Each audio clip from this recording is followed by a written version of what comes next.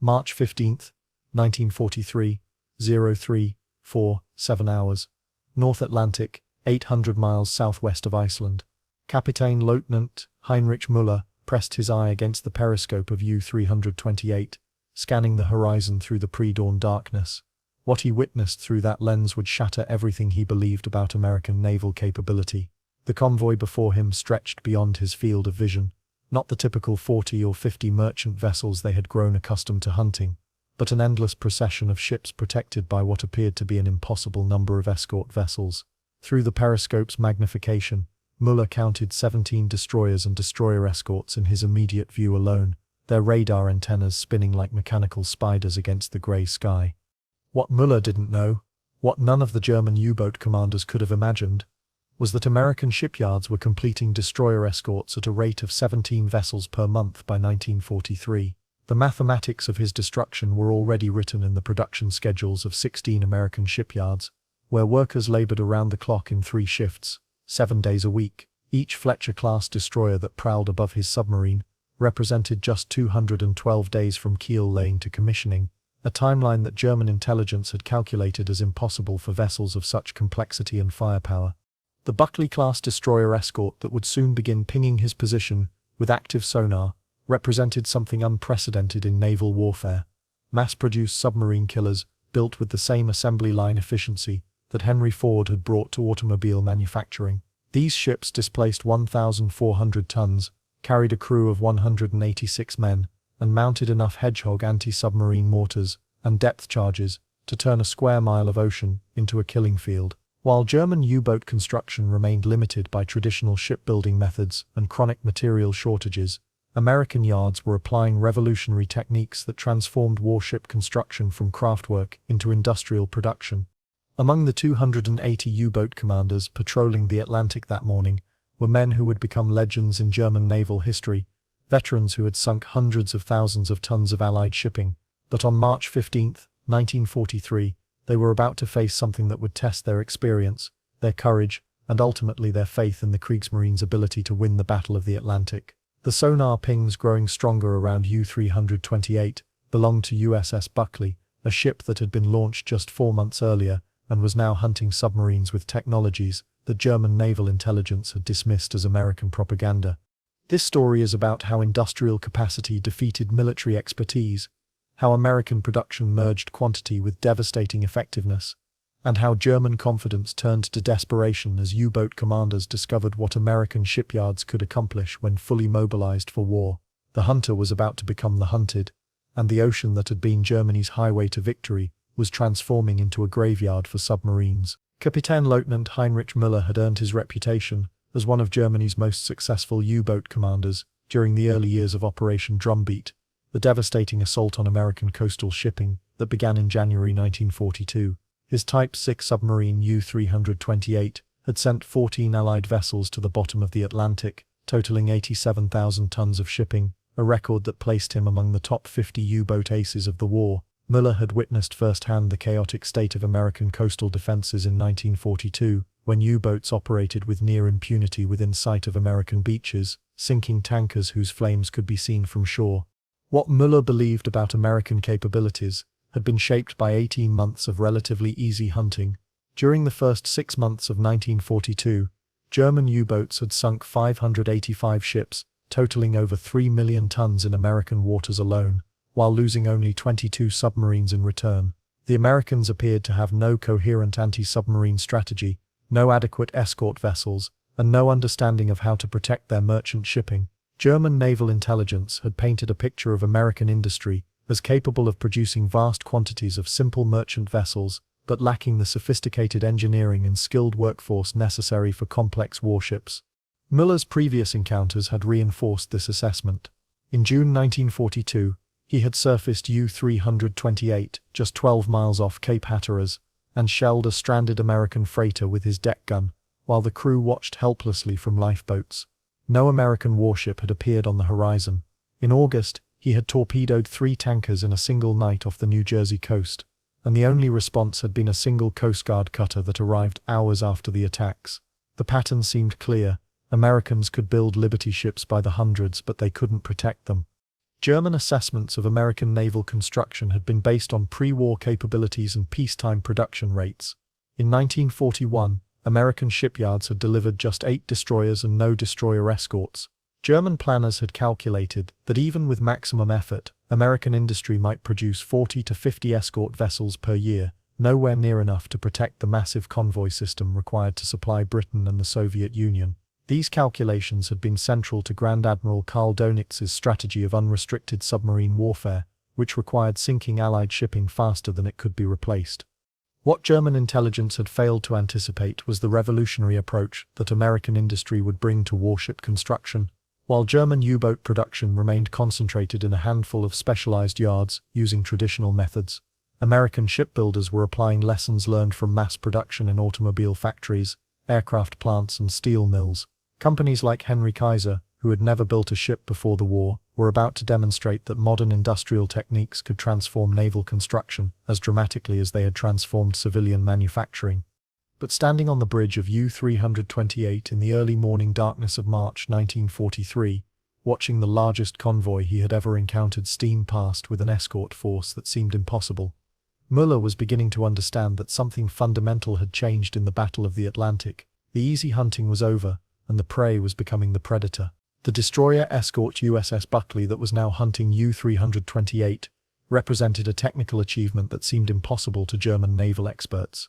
Built by Bethlehem Steel in just 7 months, the ship embodied innovations that transformed warship construction from a craft industry into mass production. Her hull had been welded rather than riveted, using techniques borrowed from Liberty ship construction that reduced build time by 30%. Prefabricated sections were assembled in covered dry docks using overhead cranes that could position 40-ton hull sections with precision measured in inches. Buckley's propulsion system delivered 12,000 shaft horsepower through 2 General Electric turbo-electric drives, the same technology that powered passenger liners, but adapted for a warship that needed to maintain 24 knots for hours while pursuing submerged submarines. Her fuel capacity of 418 tons gave her a range of 6,000 nautical miles at cruising speed, enough to escort convoys from New York to Liverpool and return without refueling. The ship's electrical system generated 450 kilowatts of power, more than many small towns, to operate radar systems, sonar equipment, and fire control computers that would have been science fiction just 5 years earlier. The heart of Buckley's anti-submarine capability lay in her Hedgehog mortar system, a British invention that American industry had refined and mass-produced. 24 Spigot mortars could fire a pattern of contact-fused projectiles 250 yards ahead of the ship, creating a killing zone 140 feet in diameter. Unlike depth charges, which exploded at preset depths and often pushed submarines away from their intended position, Hedgehog projectiles only detonated on direct contact with a submarine's hull. A single hit from a 32-pound Hedgehog warhead could penetrate a Type 6 pressure hull and cause catastrophic flooding. While German U-boats had pursued incremental improvements in range and payload, American destroyer escorts represented a revolutionary approach to anti-submarine warfare. Buckley carried 144 depth charges in addition to her Hedgehog system, plus a 3-inch dual-purpose gun that could engage surface targets or aircraft. Her ANS SPS-1 surface search radar could detect a submarine's periscope at ranges up to 5,000 yards in ideal conditions, while her QGA sonar system could track submerged targets and provide firing solutions for Hedgehog attacks. The most remarkable aspect of Buckley's construction was not her individual capabilities, but the fact that she was one of 102 identical vessels in her class, with sister ships launching at a rate that defied German calculations. Bethlehem Steel's Staten Island yard had refined construction techniques to the point where skilled workers could complete a destroyer escort's electrical installation in just 18 days, while engine room assembly took only 22 days from start to final testing. Quality control procedures borrowed from aircraft manufacturing ensured that each ship met rigorous Navy specifications despite the incredible pace of construction. By March 1943, American shipyards had delivered 85 destroyer escorts to the Navy, with 67 more in various stages of construction. The Lend-Lease program had allocated an additional 78 destroyer escorts to Britain, bringing total American production commitments to 230 vessels, nearly 6 times the number that German intelligence had deemed possible for American industry to produce during the entire war. Each ship represented 180,000 man-hours of labor, 1,200 tons of steel, and manufacturing capabilities that the German war economy simply could not match. As March 1943 progressed into what would become known as Black May among U-boat crews, the true magnitude of American naval production began to reveal itself in ways that shattered German strategic assumptions. Intelligence reports reaching Berlin painted a picture so extraordinary that many senior officers dismissed them as Allied disinformation. American shipyards were not merely producing escort vessels at unprecedented rates, they were simultaneously building aircraft carriers, battleships, cruisers, destroyers, submarines, and auxiliary vessels on a scale that dwarfed the combined production of all other belligerent nations. The statistics emerging from American production centers read like fantasy to German planners who struggled with chronic shortages of steel, skilled labor, and machine tools.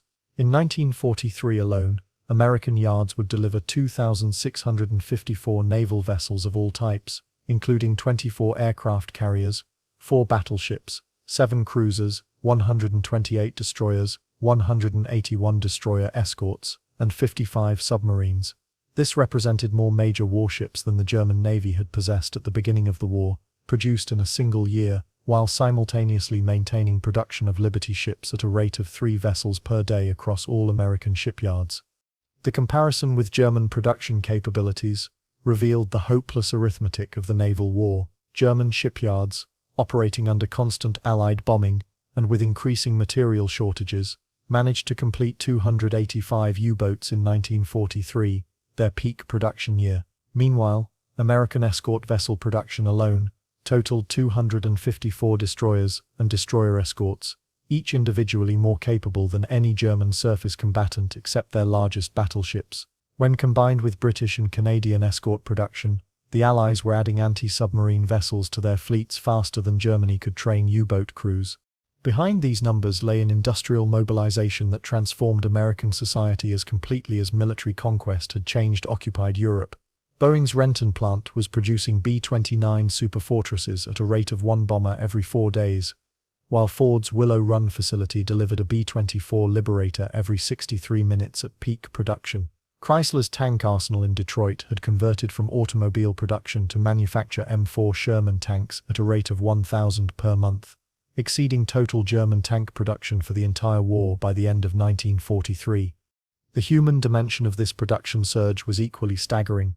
American shipyard employment had grown from 100,000 workers in 1940 to over 1.7 million by 1943, including 200,000 women who had never seen a ship before. Pearl Harbor, Henry J. Kaiser's Richmond shipyards alone employed 90,000 workers in round-the-clock shifts, producing Liberty ships with techniques that reduced construction time from 6 months to an average of 42 days. The fastest Liberty ship, SS Robert E. Peary, was completed in just 4 days, 15 hours and 30 minutes, a construction time that German naval architects declared impossible. For U-boat commanders like Müller, these statistics translated into a terrifying operational reality. Every convoy they encountered now carried escort groups that outnumbered the attacking submarines by ratios of 10 or 15 to 1.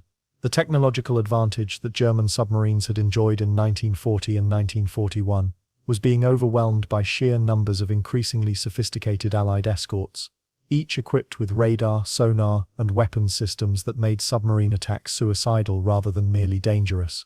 The ocean that had been Germany's highway to victory was becoming an American lake, patrolled by ships that arrived faster than U-boats could sink them. The stark reality of industrial capacity became undeniable when German naval intelligence compiled comprehensive production comparisons in late 1943. The numbers revealed a disparity so enormous that it called into question the fundamental assumptions underlying German naval strategy. While Germany's entire wartime production of major surface combatants totaled 47 ships, including 7 capital ships, 6 cruisers, and 27 destroyers, American shipyards had delivered 952 major combatants by the end of 1943, with production accelerating rather than slowing as American industry reached full mobilization. The resource gap extended far beyond simple numbers to encompass the raw materials and industrial infrastructure necessary for sustained naval construction. American steel production in 1943 reached 89.1 million tons, compared to Germany's 35.8 million tons. Despite the fact that German production included steel seized from occupied territories across Europe, American aluminum production exceeded 2.4 million tons annually, enabling the mass production of aircraft that could provide air cover for convoys throughout the Atlantic. German aluminum production struggled to reach 270,000 tons per year, barely enough to maintain existing aircraft production schedules. The comparison in shipbuilding capacity revealed the hopelessness of Germany's position even more clearly. American shipyards could construct vessels using standardized components produced by inland factories and transported to coastal assembly points via the world's most extensive rail network. A destroyer escort's main engines were manufactured in General Electric plants in Lynn, Massachusetts, then shipped to final assembly yards, where they were installed in hulls built from steel produced in Gary, Indiana, using iron ore from Minnesota's Mesabi Range. This integrated production system allowed American shipbuilders to achieve economies of scale that were impossible in German yards, where each ship was essentially hand-built using traditional methods. German U-boat production, despite receiving highest priority from the Nazi war economy, remained constrained by bottlenecks that American industry had systematically eliminated. German submarines required electric motors produced by a handful of specialized firms, periscopes manufactured by only 2 companies in the entire Reich, and torpedo tubes that could be fabricated by 3 facilities. When Allied bombing damaged any of these critical suppliers, U-boat production slowed dramatically. American destroyer escort production distributed manufacturing across hundreds of suppliers in 48 states, creating redundancy that made the entire system virtually immune to disruption. The strategic implications of these production disparities became clear as 1943 progressed. German U-boat losses were exceeding replacement rates for the first time in the war, while Allied escort strength grew monthly. In May 1943, Germany lost 41 U-boats, more submarines than the Kriegsmarine had possessed when the war began. Meanwhile, American shipyards delivered 23 destroyer escorts that same month, each equipped with radar and sonar systems that made submarine detection increasingly certain rather than lucky. The mathematical certainty of German defeat in the Battle of the Atlantic was becoming undeniable to anyone willing to examine the production statistics. For German naval planners who had based their strategy on the assumption that American industry was incapable of producing sophisticated warships in meaningful quantities, these comparisons represented a complete collapse of their fundamental premises. The industrial capacity that had made America the world's leading producer of automobiles, aircraft, and consumer goods was proving equally effective at producing the instruments of naval warfare. The question was no longer whether Germany could win the Battle of the Atlantic, but how long German U-boat crews could survive in increasingly hostile waters. By summer 1943, the psychological impact of America's industrial superiority was devastating German U-boat morale in ways that no amount of propaganda could counter. Captain Lieutenant Müller, returning from his 5th patrol in increasingly dangerous waters, wrote in his war diary, "The enemy escort forces grow stronger with each convoy we encounter. Where once we found 2 or 3 escorts guarding 40 merchants, we now face 8 or 10 warships protecting 20. The Americans appear to have limitless numbers of new ships, each more capable than the last." His words echoed the growing desperation of U-boat commanders, who watched their tactical advantages evaporate under the weight of American production. The moment of complete realization came for many German submarine crews during the massive convoy battles of May 1943, when wolf packs that had previously terrorized Allied shipping found themselves systematically hunted and destroyed by escort groups that seemed to appear from nowhere. Oberleutnant Klaus Weber, commanding U-453, described the psychological shock in a letter to his wife that was never sent. "We have become the hunted rather than the hunters. American escort vessels surround us like wolves, their radar seeing through darkness and fog that once concealed us. The ocean that was our element has become our prison." German U-boat crews began reporting phenomena that challenged their understanding of modern warfare. Convoys appeared with escort groups composed entirely of ships they had never seen before, new classes of destroyer escorts and frigates that seemed to emerge from American shipyards, fully equipped with the latest radar and sonar technology. The technological gap that had favored German submarines early in the war was reversing at a pace that left experienced commanders struggling to adapt their tactics to new realities they couldn't fully comprehend. The internal monologue of defeat became increasingly evident in German naval communications as 1943 progressed. Radio intercepts revealed U-boat commanders requesting permission to abandon patrol areas that had become too dangerous, reporting escort strengths that exceeded the number of warships Germany possessed in her entire surface fleet.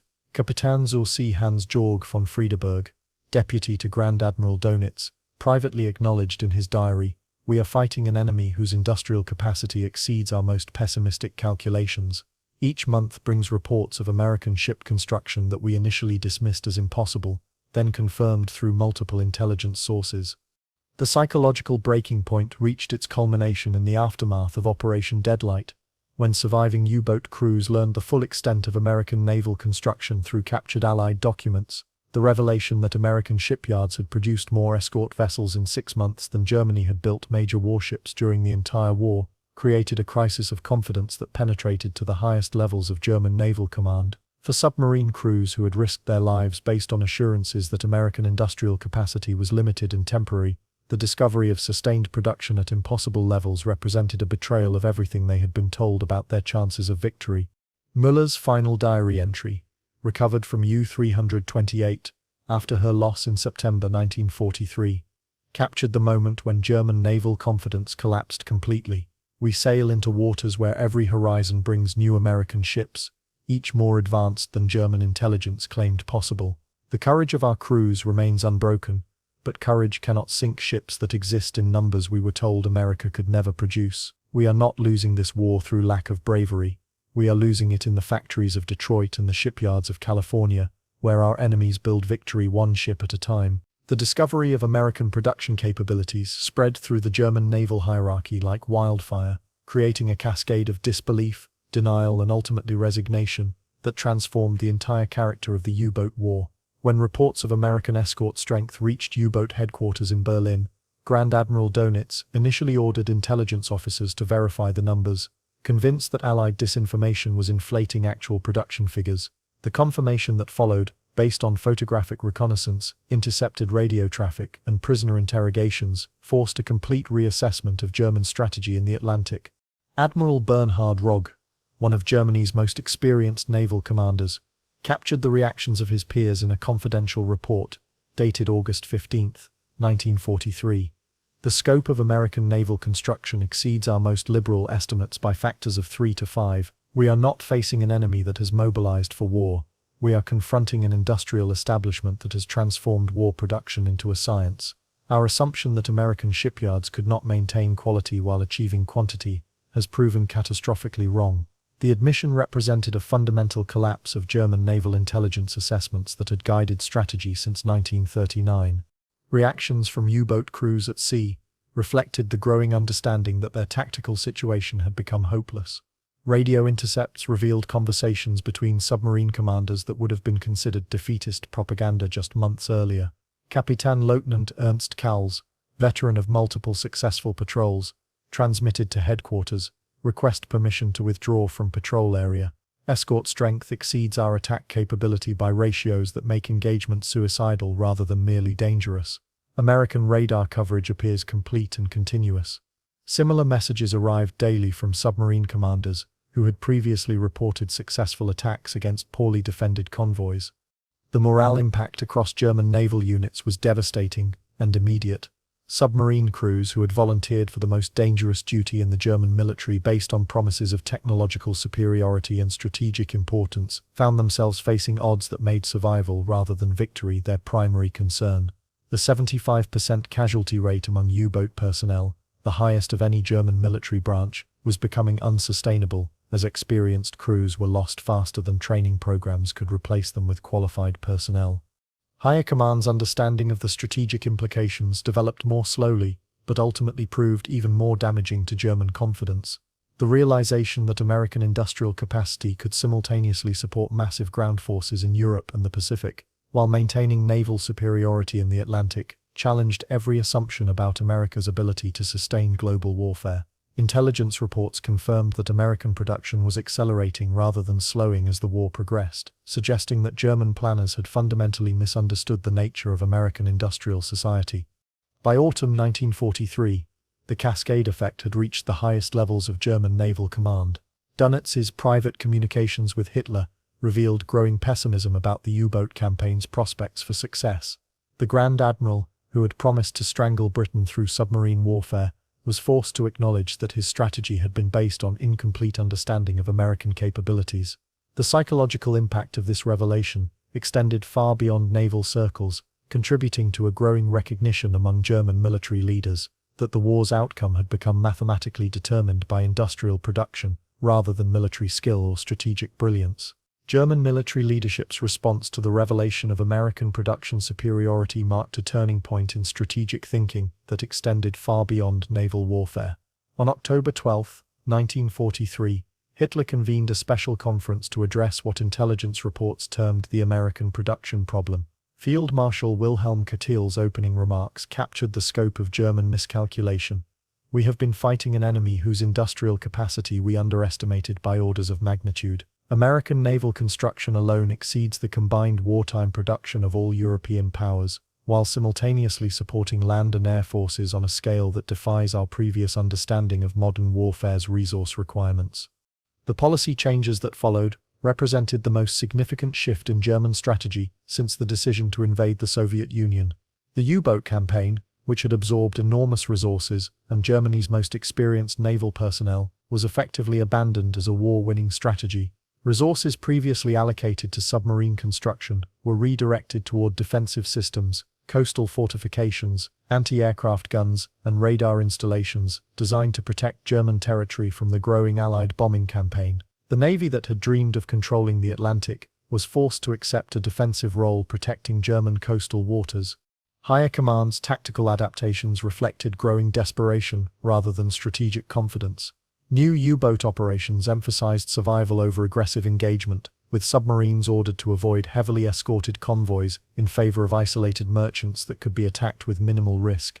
The wolf pack tactics that had terrorized Allied shipping in 1942 were abandoned as German commanders recognized that massed submarine attacks now resulted in catastrophic losses rather than proportional success. Individual submarines were dispersed across wider patrol areas, reducing their effectiveness but increasing their chances of survival. The industrial relocation that followed Germany's recognition of American production superiority had immediate strategic consequences. The submarine construction program, that had planned to produce 40 U-boats per month, was scaled back to 25 per month, then to 20, as steel and skilled labor were diverted to more pressing defensive needs. Meanwhile, American destroyer escort production continued accelerating, reaching peaks of 30 vessels per month by late 1943. The mathematical impossibility of German victory in the Battle of the Atlantic became undeniable even to the most optimistic planners. Perhaps most significantly, German strategic thinking began to shift from offensive operations designed to win the war to defensive measures intended to prevent total defeat. The revelation that American industry could simultaneously support global military operations while maintaining domestic production at near peacetime levels forced German planners to confront the reality that they were fighting an enemy with essentially unlimited resources. This recognition would influence every major German strategic decision for the remainder of the war, from the defensive strategy in Italy to the construction of the Atlantic Wall along the French coast. Grand Admiral Donitz's final assessment of the strategic situation, delivered to Hitler in November 1943, represented a complete reversal of his earlier predictions. The U-boat war cannot achieve the results originally anticipated. American production has created escort forces that make successful submarine operations increasingly difficult and ultimately impossible. We must acknowledge that the enemy's industrial capacity exceeds our ability to inflict meaningful losses through underwater warfare. The admission marked the end of Germany's last realistic hope for victory through naval strategy, forcing a recognition that the war's outcome would be determined by industrial production rather than military genius. The complete acceptance of American industrial superiority came through a series of devastating encounters that left no room for denial or rationalization. In May 1944, the destroyer escort USS England achieved what German naval experts had declared mathematically impossible, sinking 6 Japanese submarines in 12 days, a feat that exceeded the total submarine kills achieved by entire German surface fleets during the war. When intelligence reports confirmed England's success, German naval analysis concluded that individual American escort vessels were more effective submarine hunters than entire German naval squadrons. Kapitän Zorsi Erich Topp, one of Germany's most decorated U-boat commanders, provided the most honest assessment of the situation in his final patrol report. "We are no longer fighting a naval war in any conventional sense. We are attempting to conduct military operations against an industrial system that produces warships faster than we can sink them, with capabilities that exceed our most advanced vessels in every measurable category. The enemy's newest destroyer escorts possess radar and sonar systems that make submarine operations suicidal rather than merely dangerous. His words reflected the growing recognition among German naval professionals that technological advantage had shifted decisively to the Allies. The last attempts at resistance came through desperate technological innovations that revealed Germany's fundamental resource limitations. The introduction of snorkel-equipped submarines allowed U-boats to remain submerged while running diesel engines, but production constraints limited the modification to fewer than 200 vessels. Meanwhile, American shipyards were producing escort carriers specifically designed for anti-submarine warfare, adding air power to surface escorts in combinations that made submarine detection nearly inevitable. Each German innovation was overwhelmed by American production improvements that appeared months rather than years after German technical breakthroughs. Individual U-boat commanders experienced their final transformation from confident hunters to desperate survivors through encounters that demonstrated the futility of continued resistance. Corvettenkapitän Wolfgang Luth, holder of the Knight's Cross with oak leaves, swords and diamonds, described his last successful attack in terms that revealed complete acceptance of defeat. "We managed to torpedo a single Liberty ship from a convoy of 60 vessels, protected by 12 escorts, including 2 escort carriers. The attack required 6 hours of underwater maneuvering to achieve firing position, followed by immediate emergency dive to escape detection. Such tactical success is meaningless when the enemy can replace our single victory with 3 new ships constructed during the time required to achieve it." The mathematical finality of German defeat became undeniable when production statistics revealed that American shipyards had delivered more escort vessels in 1944 than Germany had produced submarines during the entire war. The 563 destroyer escorts completed by American yards between 1943 and 1945 exceeded total German U-boat production by significant margins, while simultaneously supporting amphibious operations in Europe and the Pacific that demonstrated American ability to conduct global warfare without diminishing anti-submarine effectiveness. For German naval commanders who had based their strategy on the assumption that American industry could not simultaneously support multiple theaters of operation, these statistics represented complete strategic bankruptcy.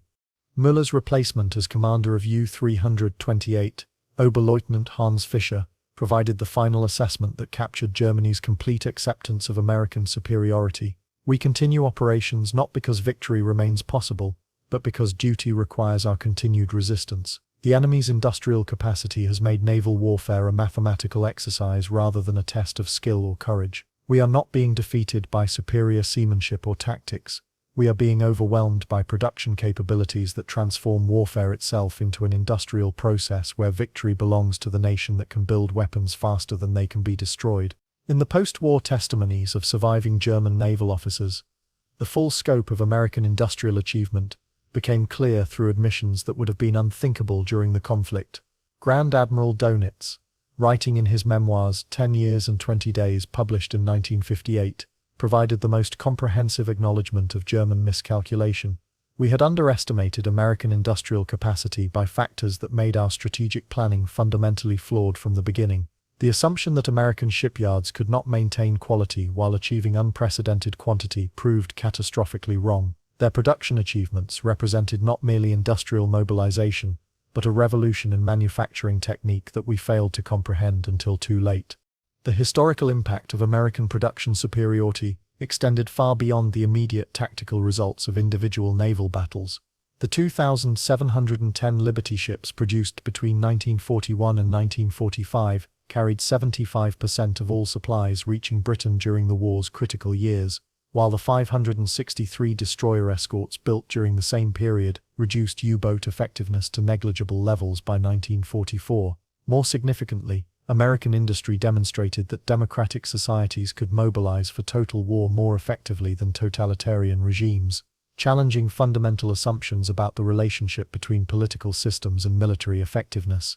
Modern naval historians have calculated that American shipyard production during World War II exceeded the combined naval construction of all other participants by margins that make the German position appear hopeless in retrospect. The statistical comparison reveals production disparities that contemporary German planners dismissed as impossible: 297,000 aircraft compared to Germany's 119,000, 86,000 tanks compared to 67,000, and naval vessels in ratios that approached 10 to 1 in major categories. These numbers represent not merely quantitative advantages, but qualitative superiority achieved through industrial techniques that revolutionized military production. The lessons learned from American industrial mobilization influenced post-war strategic thinking in ways that continue to shape modern naval doctrine. The demonstration that properly organized industrial capacity could overcome tactical advantages through sheer production volume established principles that guided Cold War military planning and continue to influence contemporary defense strategy. The recognition that wars between industrial powers would be won in factories rather than on battlefields became a fundamental assumption of modern strategic planning. The final statistical summary reveals the mathematical impossibility of German victory once American industry reached full production capacity. American shipyards produced 952 major combatants during the war compared to Germany's 47, delivered 2,710 Liberty ships in less time than Germany required to build 783 U-boats, and achieved construction rates that made replacement of losses automatic rather than problematic. The U-boat campaign that had promised to strangle Allied supply lines instead became a demonstration of industrial warfare's fundamental principle in conflicts between modern industrial states. Victory belongs to the nation that can produce military equipment faster than enemies can destroy it. For German U-boat crews who had sailed confident in their technological superiority and tactical skills, this lesson came at the cost of 28,000 lives lost in a campaign that was mathematically doomed from the moment American shipyards reached full production capacity. The story of Kapitän-Leutnant Müller and U-328 represents more than individual tragedy. It illustrates the transformation of warfare itself from a contest of military skill to an exercise in industrial capacity. In the end, the German U-boat fleet was defeated not by superior seamanship or advanced technology, but by an American industrial system that treated warship construction as an engineering problem to be solved through mass production techniques. The hunter had indeed become the hunted, and the ocean that Germany had hoped to control became an American highway to victory, patrolled by ships that arrived faster than submarines could sink them.